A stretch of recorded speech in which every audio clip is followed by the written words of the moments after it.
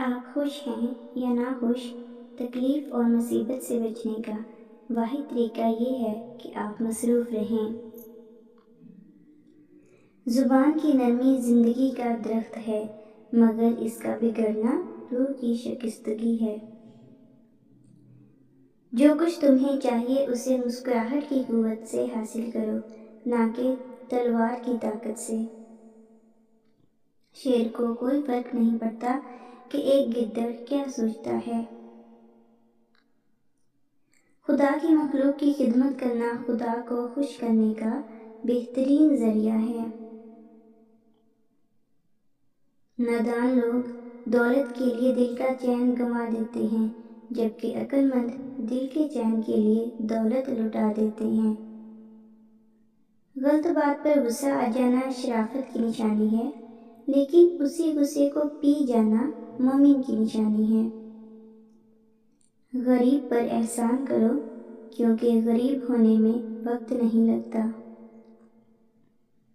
بڑا انسان وہ ہے جس کی محفل میں کوئی خود کو چھوٹا نہ سمجھے۔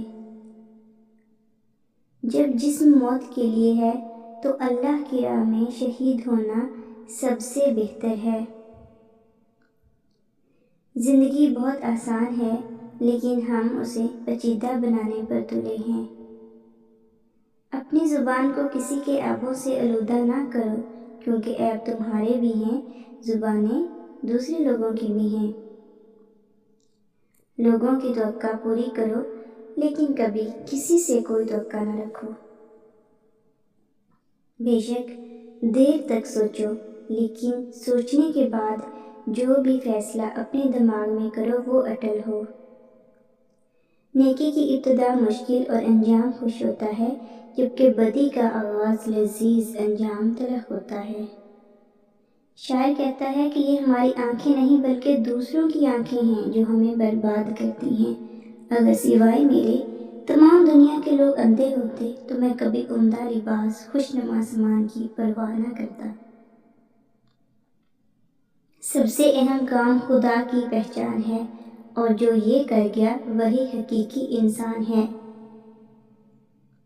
اپنے دشمن کو ہمیشہ معاف کر دو، یہ اس کو سب سے زیادہ اذیت دے گی۔ Thanks for watching.